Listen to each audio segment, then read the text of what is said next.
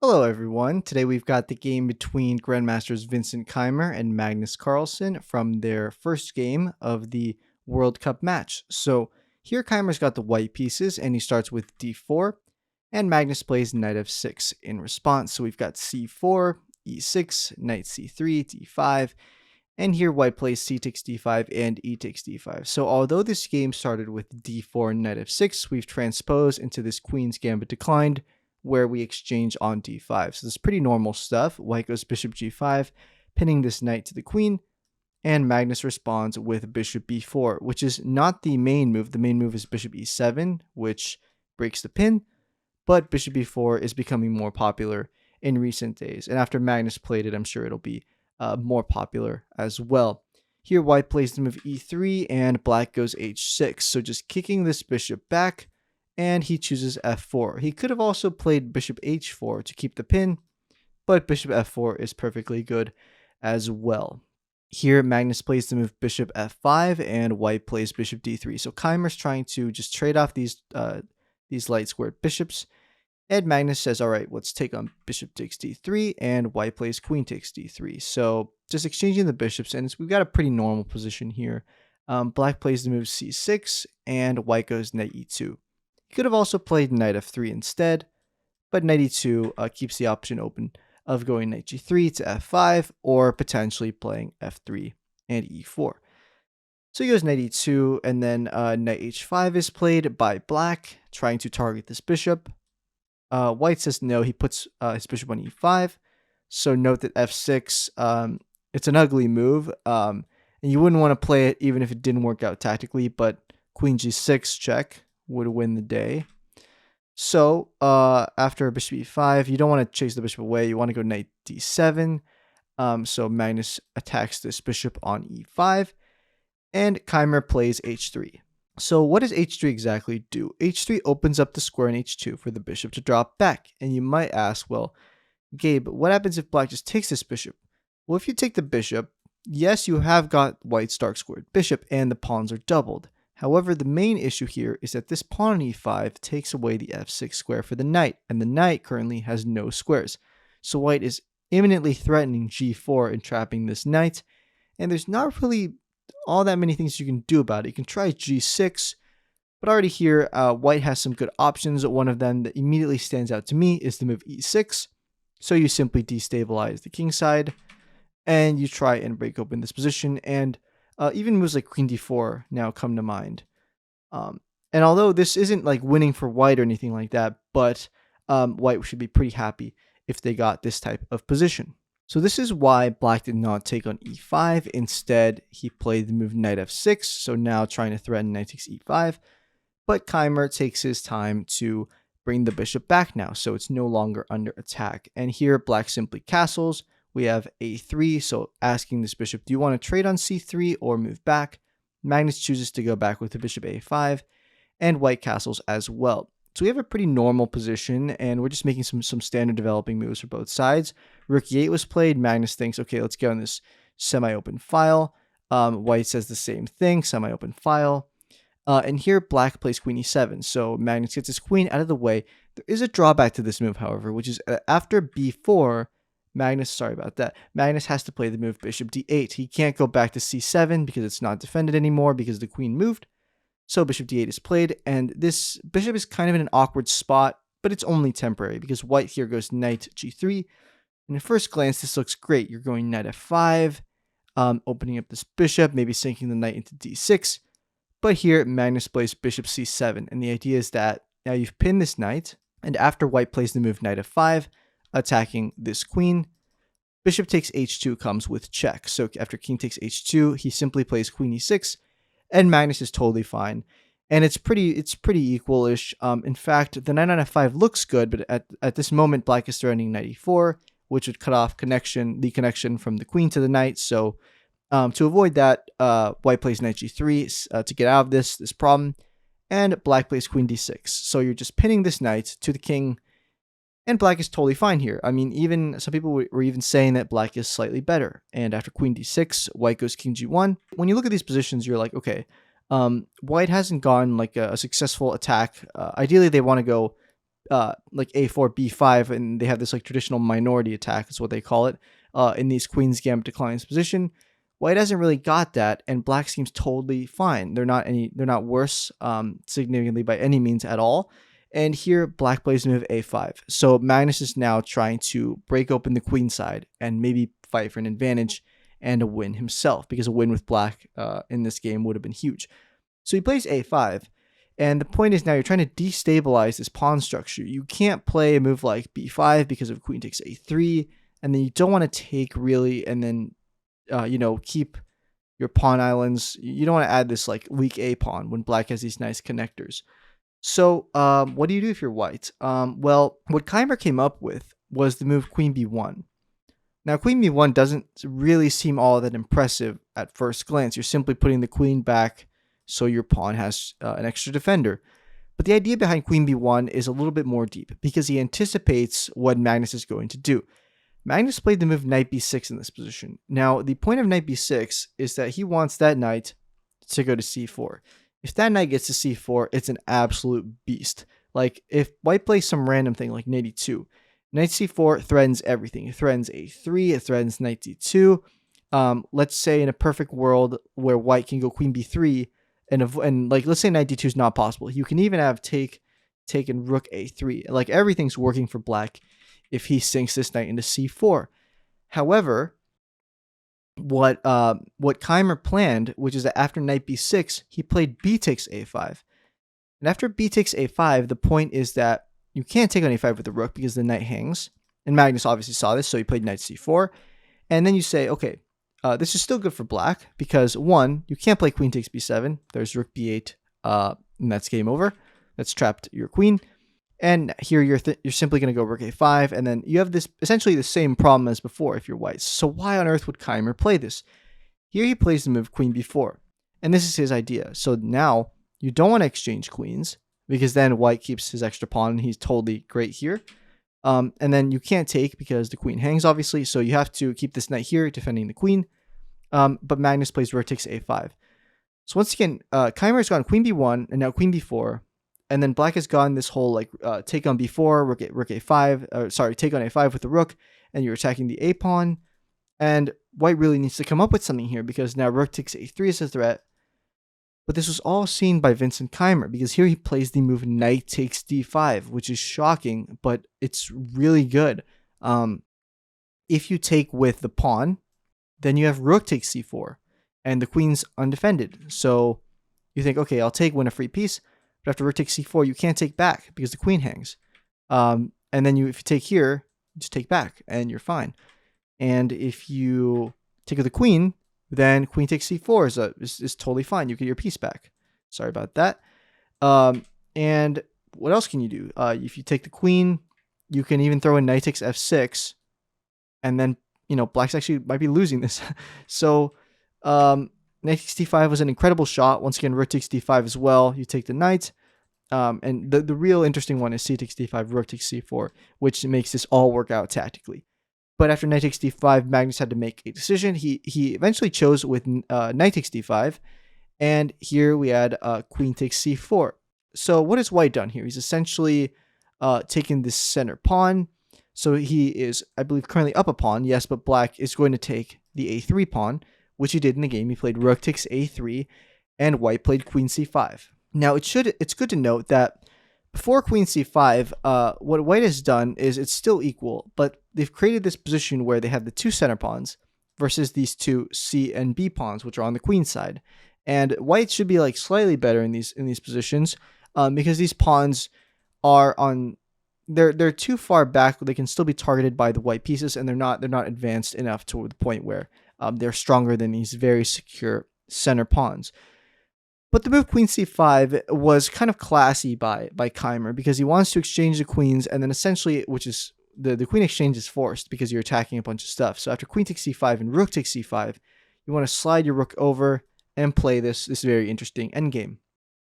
But objectively, of course, this endgame is equalish. So Keymer needs to play pretty precisely and then hope that maybe some inaccuracies are made, and that's not something that happens often with Magnus. And here he played the move rook e a8, so simply doubling his rooks on the a file, and white plays knight f5. So getting your knight to a good square. Potentially moves like knight d6 can be a problem, maybe e4, and Magnus plays h5. And the idea behind h5 is that you want to play g6 and kick this knight out, but it hangs h6 at the moment. So you play h5, and then g6 can be played soon. And white plays g4, so Keymer's trying to just expand a bit on the king side, maybe lock down the fact that like white's taking away a lot of squares that the black king can maybe run to if you want to sort of lock the king down with these kingside pawns. So we have an exchange, rook a2, just getting your rook on the second rank, rook b1, and then white's attacking this b pawn. So Magnus says, all right, you know what, let's just trade the rooks. So we trade the rooks, and then king f8 is played. So trying to get your king to the center of the board, and Keymer plays g5 here. So this is what I was talking about earlier with sort of locking this king in with these pieces here. And then like you'll see in these positions, it's not really that easy for black to get out of this because you can't really bring your knight back. Your king can't go to e7, and you're tied down to this g7 pawn as well. So after g5, Magnus has a choice to make. He needs to figure out what exactly he wants to do. Does he want to try and run this b pawn, maybe put his rook behind it? In the game, he played the move knight c7. And knight c7 is actually a blunder. And it's very rare that you see a blunder by Magnus, but you saw one in this game. The point of knight c7 is kind of clear because he wants to go knight e6, and then it forks two pieces. Forks the rook and the pawn, and he'd be doing great here. Unfortunately, after the move knight d6, black is like significantly worse, probably even losing, because you're hitting this b7 pawn. But maybe what Magnus missed is that you're also threatening rook f5 and just taking this f7 pawn. So pretty much there's no way to save both.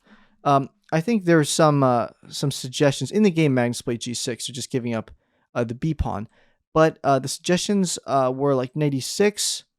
After knight e6, I think I saw this. During the live broadcast. Some people were saying that knight e6. Well, I can play rook f5 here.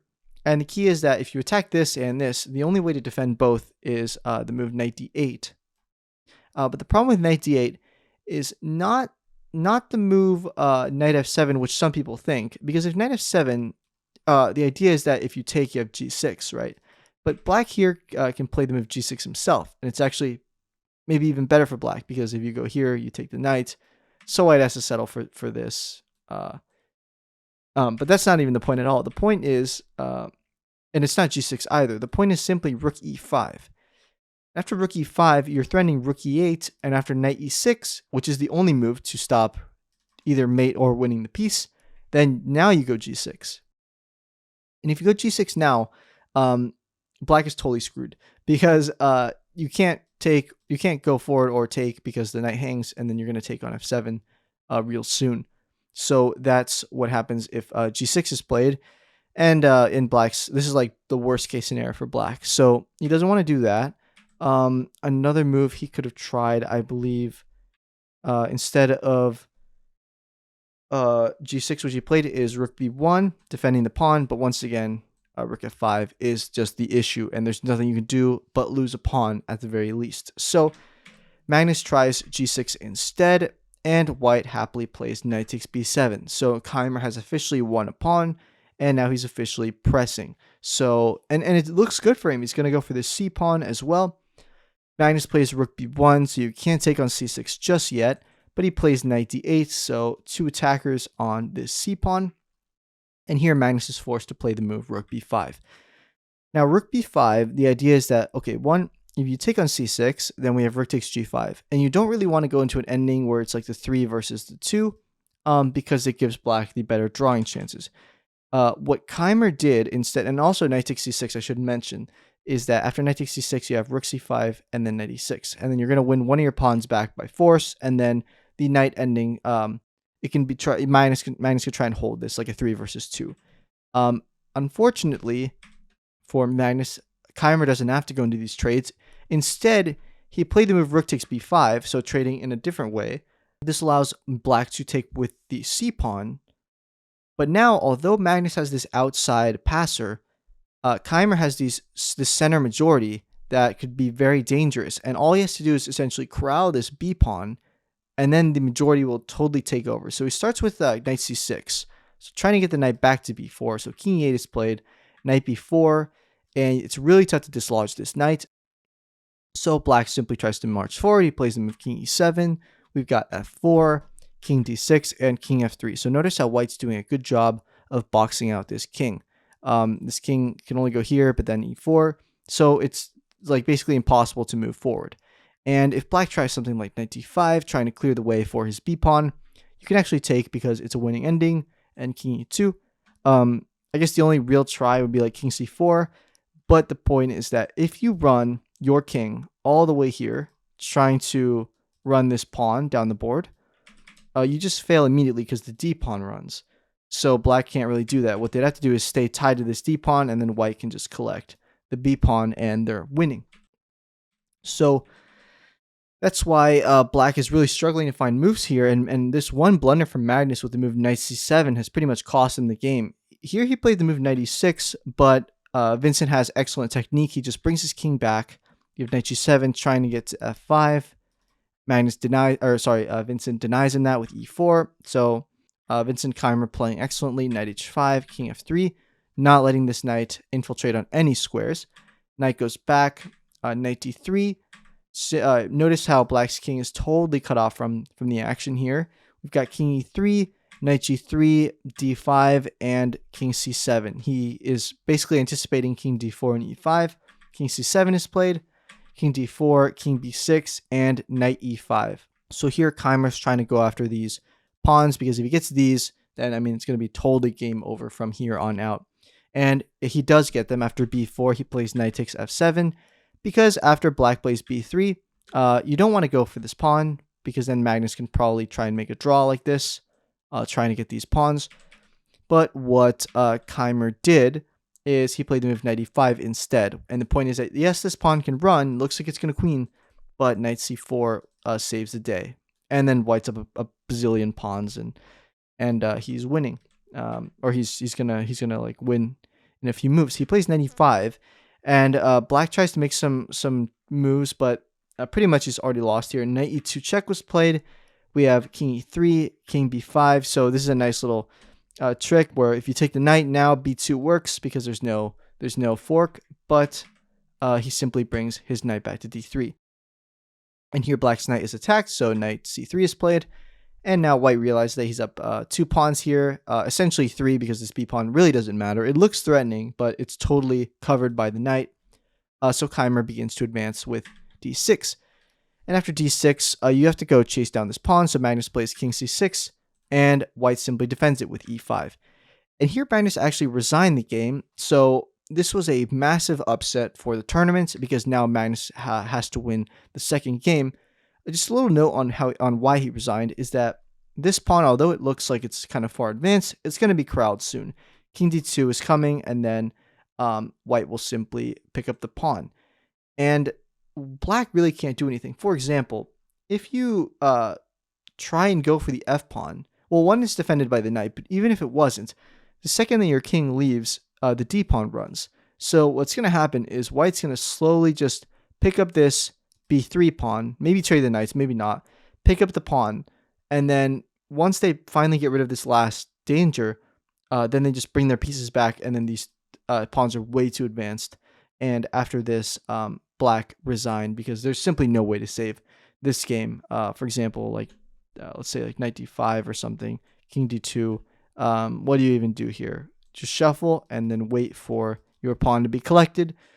So that was the end of the game, and Keymer won an excellent game, and he's going to have to hold off a Magnus that is going to bring his best in the next match for sure, because he needs to win the next game to stay in the World Cup and not get eliminated. So Vincent's got to be prepared for that of a Magnus that will do anything to try and win and not take any draws at all.